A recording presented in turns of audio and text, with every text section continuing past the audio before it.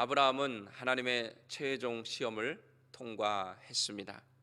자신의 생명보다 귀한 아들을 하나님께 드림으로 아들보다 하나님을 더 사랑하고 경외함을 증명했기 때문입니다.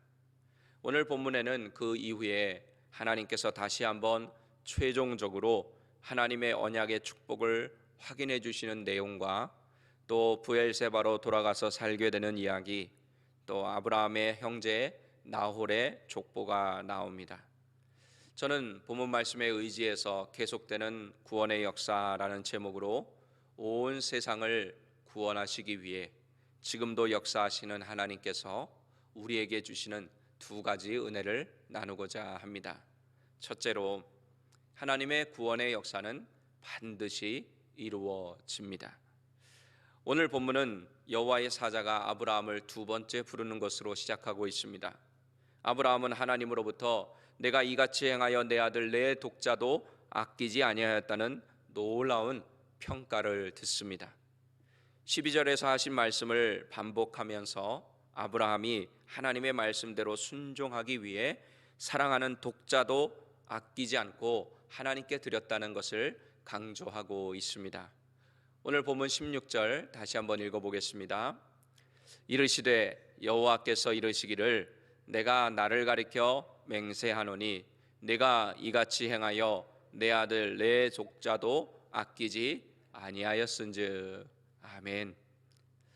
여기서 독자로 번역된 히브리어는 야히드입니다. 야히드. 이 단어는 독자라는 뜻 외에 유일한 생명의, 또 사랑하는 이라는 뜻을 가지고 있습니다. 이 말은 이삭은 아브라함에게 있어서 단순히 외아들이 아니라 생명으로 결합된 유일한 사랑하는 아들이었다 하는 뜻입니다. 그러나 이런 아들도 하나님보다 아브라함에게는 귀할 수 없었습니다. 또 그리고 앞에 읽은 본문에 나오는 아끼다라고 하는 말로 번역된 히브리어는 하사크인데, 이 단어는 거절하다, 아끼다, 보류하다 하는 뜻을 가지고 있습니다. 아브라함은 아들을 아끼지 않았으며 또 아들을 번제로 바치라는 하나님의 명령을 거절하거나 하나님 나중에 순종하겠습니다 하면서 보류하지 않았다는 뜻입니다. 이런 아브라함의 모습 속에서 여러분은 누구의 모습이 떠오르십니까? 이런 아끼지 않는, 자기 아들도 아끼지 않는 그런 아브라함의 모습을 볼 때 여러분들은 누가 생각나십니까? 바로 우리의 구원을 위해서 독생자도 아끼지 않으시고 이 땅에 보내주신 하나님 아버지의 모습, 또 십자가에서 우리의 모든 죄를 대신 지시고 자신의 생명까지도 아낌없이 내어주신 그 예수님의 모습이 떠오릅니다. 본문에 이어지는 말씀을 보면 아브라함에게 축복의 말씀을 다시 한번 선포하십니다. 그동안 하나님은 아브라함에게 이미 여러 차례 동일한 축복의 말씀을 계속해서 해 주셨습니다. 그 의미는 하나님께서 반드시 그것을 이루시겠다고 하는 신실함의 표현이라고 계속해서 저도 말씀을 드렸습니다.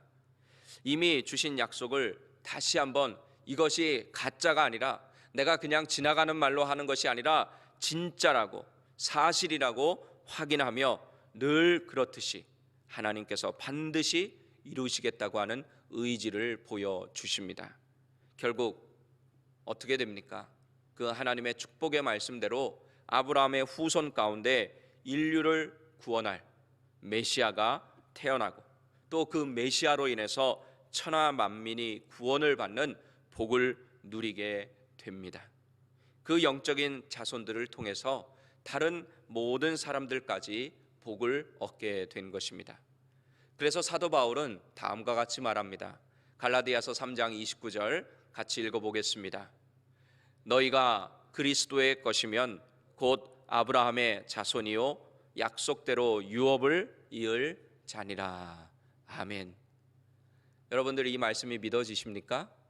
여러분들이 그리스도에게 속해 있다면, 그리스도를 믿는다면 아브라함의 후손이고 아브라함이 하나님의 약속의 말씀을 이을 그런 사람이라고 하면 우리도 그 유업을 이을 사람이다 하는 것입니다.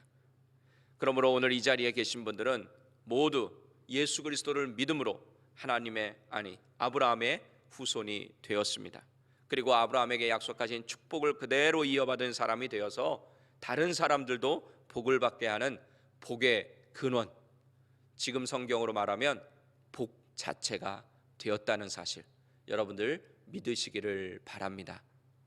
특별히 오늘 축복의 말씀, 다시 한번 하시는 그 축복의 말씀 중에는 전에 하시던 그 말씀에는 없던 그런 내용이 새롭게 하나 등장하는 것이 있습니다. 오늘 본문 17절의 말씀을 다시 한번 읽어보겠습니다. 내가 내게 큰 복을 주고 내 씨가 크게 번성하여 하늘의 별과 같고 바닷가의 모래와 같게 하리니. 여기까지는 계속해서 똑같이 주시는 말씀이에요. 그죠? 그 다음에는 같이 계속 읽어보겠습니다. 내 씨가 그 대적의 성문을 차지하리라. 아멘. 이 내 씨가 대적의 성문을 차지하리라, 이것은 하나님께서 오늘 22장에서 처음으로 아브라함에게 축복하시는 말씀입니다. 이 대적의 성문을 차지한다, 이 비유의 말씀은 무엇이냐면 유대인들이 관용적으로 쓰는 표현인데 어떤 뜻을 담고 있냐면 성을 점령한다는 뜻이고 대적과의 싸움에서 승리한다는 뜻입니다. 이 약속의 말씀은 영적인 의미로 볼 때 예수님과 이 땅의 교회를 통해서 성취되었습니다. 예수님이 직접 하신 말씀 우리 같이 읽어보겠습니다. 마태복음 16장 18절입니다. 또 내가 네게 이르노니 너는 베드로라. 내가 이 반석 위에 내 교회를 세우리니 음부의 권세가 이기지 못하리라. 아멘. 여기서 음부의 권세는 지옥의 문을 의미합니다. 지옥의 문은 교회의 공격을 받아서 견뎌낼 수 없고 결국 교회가 지옥, 즉 마귀의 권세 아래에 있던 자들을 구해낼 것이라고 하는 예수님의 예언적인 말씀입니다. 이런 권세와 능력이 아브라함 때부터 하나님께 주어졌다는 것입니다. 대적의 성문을 차지하리라. 네 씨가, 아브라함의 후손들이 그 대적의 성문, 원수 마귀의 성문, 그 지옥을 대적하여 그 성문을 차지한다, 즉 승리한다, 그런 말씀입니다. 그래서 우리는 십자가에서 우리 죄를 위하여 죽으셨다가 사망의 권세를 깨뜨리시고 다시 사신 예수님처럼 교회가 음부의 권세를 깨뜨릴 수 있는 권세와 능력을 이미 받았다고 하는 것 믿어야 합니다. 그리고 여러분 속에 우리 주 예수 그리스도가 계시고 하나님이 계시면 여러분들은 걸어다니는 성전입니다. 교회라고 하는 거예요. 그렇기 때문에 여러분을 통해서도 음부의 권세가 깨뜨려진다고 하는 것, 그런 권세와 능력이 여러분에게 있다고 하는 사실을 잊지 마시기를 바랍니다. 그래서 대적하면 원수마귀가 어떻게 한다고요? 우리를 떠나간다. 그래서 우리 이렇게 기도 많이 하잖아요. 원수마귀가 한 길로 왔다가 7길로 도망가게 해달라고. 왜? 우리 속에는 그런 음부의 권세와 싸워 이길 수 있는 능력 하나님이 주셨기 때문입니다. 권세를 주셨기 때문입니다. 이렇게 십자가에서 우리의 죄를 위하여 죽으셨다가 사망 권세를 깨뜨리시고 다시 사신 예수님처럼 교회가, 또 여러분이 음부의 권세를 깨뜨릴 수 있는 권세와 능력을 이미 받았음을 믿으시기를 바랍니다. 그래서 교회 안에는 구원이 있다고 말하는 것입니다. 그러므로 오늘 말씀이 의미하는 복, 내가 네게 복을 주노니 하셨을 때 이 복은 우리의 인생의 문제가 해결되고 소원이 이루어지는 것만을 의미하는 것이 아니라 더 깊은 영적인 의미를 가지고 있습니다. 그것은 우리 자신을 부인하고 또 우리 자신을 비워내므로 하나님께 온전히 순종한 아브라함처럼 순종하는 자가 되고, 또 그로 인해서 우리의 인생과 또 우리가 살고 있는 이 땅에 하나님의 나라가 임하는 것, 그것이 진정한 축복이요 복이라고 하는 것을 말씀하고 계시는 것입니다. 이렇게 하나님께서는 아브라함 때나 또 지금이나 하나님의 구원의 계획을 신실하게 이루고 계신다는 사실을 믿으셔서 그 하나님의 구원의 역사의 중심에 서는 우리 교회와 여러분들이 되시면 좋겠습니다. 그러면 어떻게 될까요? 우리 예수님이 말씀하신 대로 하나님의 나라와 하나님의 의를 먼저 구하면 모든 것을 더하여 주시는 그런 놀라운 은혜를 받게 될 줄로 믿습니다. 둘째로, 하나님은 구원의 역사를 이루기 위해 지금도 끊임없이 일하신다는 사실입니다. 아브라함이 이삭을 하나님께 번제로 드리려고 했다가 다시 얻은 그 이야기는 너무나도 우리에게 큰 은혜가 됩니다. 왜 그렇습니까? 우리로 하여금 부활신앙을 갖게 하기 때문입니다. 부활신앙. 아브라함이 이삭을 죽이러 갔지만 이삭은 죽지 않고 살아서 모리아산을 내려왔습니다. 하나님의 믿음을 가진 사람은 죽어도 산다는 부활신앙을 보여주는 말씀입니다.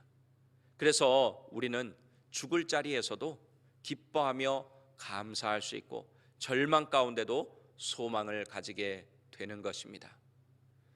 그래서 우리 여러분도 체험하셨을지 모르겠지만 우리 죽음이라고 하는 것, 여러분이 죽음을 체험하셨다는 건 아니고요, 죽음이라고 하는 것이 가장 소망이 없는 일이라고 생각하잖아요. 왜냐하면 우리 육신의 생명이 끝나는 일이기 때문에. 그래서 믿지 않는 사람들의 장례식에 가면 슬픔이, 어둠이 가득합니다. 왠지 그곳에 가면은 나도 그렇게 해야 될 것 같아요. 근데 우리 예수 믿다가 하늘의 부르심을 받은 그런 분들의 장례 예배에 가면은 왠지 모르지만 엄숙하기는 하지만 그 속에서 하나님의 부활의 소망이 넘쳐나는 것을 느끼게 되고 오히려 그 마음속에 기쁨이 넘쳐나는 것을 우리는 체험하게 됩니다. 왜냐? 우리 예수님이 말씀하셨잖아요. 예수님을 믿고 살아있을 때 예수님을 믿으면 영원히 죽지 않는다고 말씀하셨기 때문에 그 믿은 사람이 결국에는 이 세상과는 비교할 수 없는 좋은 천국에 갔다는 것을 우리는 알기 때문에 저 사람이 다시 살아날 것이라고 하는 것을 우리는 믿기 때문에 우리 믿는 사람들은 장례식장에서도 소망을 얘기할 수 있고 기쁨을 얘기할 수 있고 하나님을 찬양할 수가 있는 것입니다. 그렇기 때문에 우리 그리스도인들은 절망하려고 해도 절망할 수가 없습니다. 포기하려고 해도 포기할 수가 없습니다. 왜 그렇습니까? 우리 속에 부활하신 예수님이 지금 살아 역사하시기 때문입니다. 이 놀라운 구원의 역사를 하나님은 이미 수천 년 전부터 준비하고 계셨던 것입니다. 우리는 이 사실을 오늘 22장 마지막에 나오는 좀 이삭의 사건과는 좀 동떨어진 것 같은 잘 연결이 안 되는 나홀이라고 하는 사람의 족보를 통해서 알 수가 있습니다. 나홀은 우리가 알고 있는 대로 아브라함의 형제입니다. 그동안 얼마나 형제에 대한 소식을 듣고 살았는지는 모르지만 아브라함에게 누군가 와서 나홀에게 자녀가 태어났다 하는 그런 소식을 전해 주었습니다. 이런 나홀의 가족의 번성을 볼 때 오늘 본문에 기록된 그 나홀의 족보를 볼 때 하나님은 복의 근원인 아브라함 때문에 나홀도 축복하셨다는 사실을 알 수가 있습니다. 무려 나홀의 아들이 몇 명이나 되는지 혹시 본문 말씀 읽으면서 쉬어보셨습니까? 나홀의 아들 무려 12명이나 됩니다. 12명. 재밌는 것은 이전에도 톨레도 즉 족보가 나왔어요. 그죠? 이전에도 우리 창세기 보면서 많은 족보가 나왔는데 그 족보는 10명 단위로 구성이 되어 있다고 합니다. 연구한 분들에 의하면 10명 단위로 구성이 되어 있는데 이 나홀의 족보는 12명의 단위로 구성이 되어 있어요. 12명. 12이라고 하는 숫자는 우리에게 매우 친숙한 숫자입니다. 그죠? 12. 성경에서 12은 완전수에 속합니다.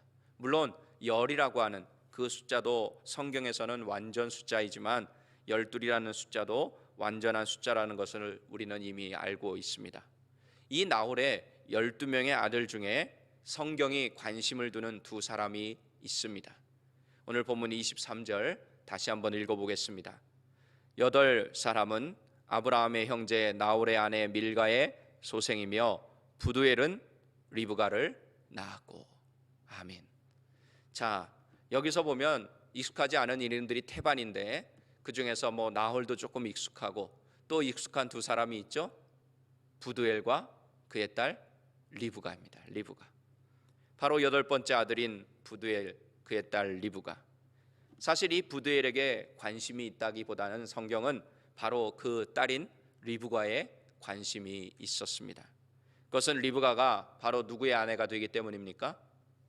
약속의 아들인 이삭의 아내가 되기 때문입니다. 바로 하나님은 이렇게 철저하신 계획 가운데서 나홀의 자손을 태어나게 하신 것입니다.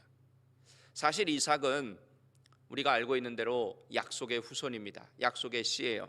그런데 이 이삭 혼자 하나님의 축복의 말씀을 성취하는 사람이 될 수가 없기 때문에 하나님께서는 아내가 있어야 했기 때문에 리브가를 이 땅에 태어나게 하신 것입니다. 그래서 오늘 하나님께서는 이삭의 아내가 될 리브가를 말씀 속에 등장시키기 위해서 나홀의 족보를 기록하신 것입니다. 우리는 이 족보를 통해서 하나님의 철저하신 계획과 섭리를 발견할 수 있습니다. 사실 이삭은 하나님의 능력으로 기적적으로 출생한 아들입니다. 그죠? 자연적인 출생으로 태어났다고 하기에는 무리가 있습니다. 이삭은 정상적인 방법으로는 태어날 수 없었습니다. 바로 사람의 능력이나 계획이 아니라 하나님의 계획 아래 하나님의 능력으로 태어난 사람입니다. 그리고 번제에서 죽을 뻔했다가 다시 살아난 사람입니다. 그러므로 이삭은 아주 특별한 그런 사람이라고 우리가 말할 수 있습니다. 그런데 그 아내가 될 리브가는 그렇지 않습니다. 그는 나홀의 막내 아들 부두엘의 딸입니다. 이런 일은 보통 평범하게 있는 일입니다. 결혼을 하면 아이를 낳고 또 그 아이가 아이를 낳습니다. 즉 리브가는 자연적인 출생으로 태어난 사람이라 하는 뜻입니다. 우리가 말씀을 통해 깨닫는 것은 하나님의 계획은 초자연적인 기적과 같은 삶을 통해서도 이루어지지만 일상적이고 자연적인 삶을 통해서도 이루어진다는 것입니다. 우리의 구세주 예수님의 삶을 봐도 금방 알 수가 있습니다. 우리 예수님은 어떻게 잉태가 되신 분입니까? 사람의 자연적인 방법으로 잉태가 되신 분이 아니지 않습니까? 성령으로 잉태되셨습니다. 초자연적으로 임신이 된 것입니다.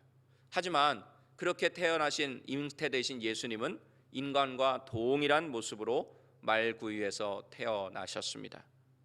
예수님께서는 공생의 기간 동안 걷지 못하는 자들을 일으키시고 눈먼 자를 보게 하시고 죽은 자를 살리는 등 초자연적인 하나님의 기적을 일으키셨지만 그분의 삶의 대부분은 똑같은 우리와 같은 삶을 사셨습니다. 제자들의 발을 씻기시고 세리와 창녀와 같은 죄인들을 만나 주셨습니다. 배가 고프셨고 목마를 때도 있으셨습니다. 또 십자가에서 못 박히실 때는 인간과 동일하게 고통을 체험하셨습니다.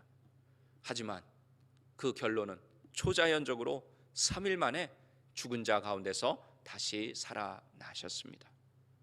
이렇게 하나님의 계획과 섭리하심은 이 두 가지 방법을 다 포함한다는 사실을 여러분들이 기억하시면 좋겠습니다. 예수님을 믿고 구원을 받았다고 항상 기적만 나타나지는 않습니다. 우리의 삶에 기적이 필요할 때는 하나님이 기적을 주시지만 그렇지 않은 경우에는 우리의 삶을 통해서 하나님은 역사하신다는 것입니다. 그 중에서 우리가 구원을 받은 것, 죄인인 우리가 구원을 받은 것은 영적인 기적입니다. 그죠? 우리는 구원받을 자격이 없었던 사람이기 때문에 구원을 받은 것 자체가 기적입니다. 그런데 그러한 기적이 우리의 삶 가운데 계속되지는 않습니다. 하지만 하나님께서는 우리의 일상적인 삶을 통해서도 기적처럼 역사하십니다.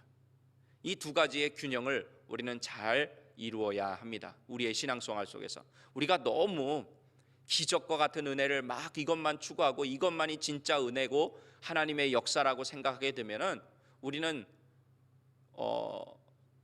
좀 뭐라고 표현해야 되나요? 건강하지 못한, 좀 밸런스가 맞지 않는, 우리의 몸도 밸런스가 맞지 않으면 건강이 좀 무너지는 것처럼 우리의 신앙생활도 그렇게 됩니다. 한쪽으로 치우치게 되면. 저도 기적과 같은 은혜를 원합니다. 저의 삶에도 하나님의 놀라운 기적과 같은 은혜가 임하면 좋겠다, 그런 생각을 합니다. 하지만 우리 하나님께서 오늘 본문을 통해 말씀하시는 것은 특별하게 태어난 이삭을 사용하시지만 평범하게 태어난 리브가도 사용하신다는 사실입니다. 우리는 우리 자신을 볼 때 평범하고 부족하다고 생각합니다. 하지만 하나님은 평범한 리브가와 같은 수많은 사람들을 사용하셔서 하나님의 놀라운 기적의 역사를 이루셨고 지금도 이루어가고 계심을 여러분들 믿으시기를 바랍니다. 이것이 바로 하나님께서 온 세상의 구원을 위해 지금도 일하고 계신다는 증거라고 믿습니다. 말씀을 정리하겠습니다. 우리 귀한 사랑하는 새벽예배 성도 여러분, 하나님의 구원의 역사는 반드시 이루어집니다. 성경이 증거하고 또 여러분과 저의 삶이 증거하고 있습니다. 그리고 하나님께서는 그 구원을 위해서 지금도 일하시는데 어떻게 일하시냐 하면 초자연적인 기적과 같은 것으로 역사하시고 또 자연적인 평범한 방법으로도 역사하고 일하고 계십니다. 그러므로 주님이 오시는 그날까지 하나님의 자녀인 여러분의 평범한 삶을 통해서 다른 사람들을 살리고 또 그 속에서 하나님의 역사로 세상을 살리는 기적을 일으키는 은혜의 통로, 축복의 통로, 생명의 통로로 살아가시기를 예수님의 이름으로 간절히 축원합니다. 기도하시겠습니다.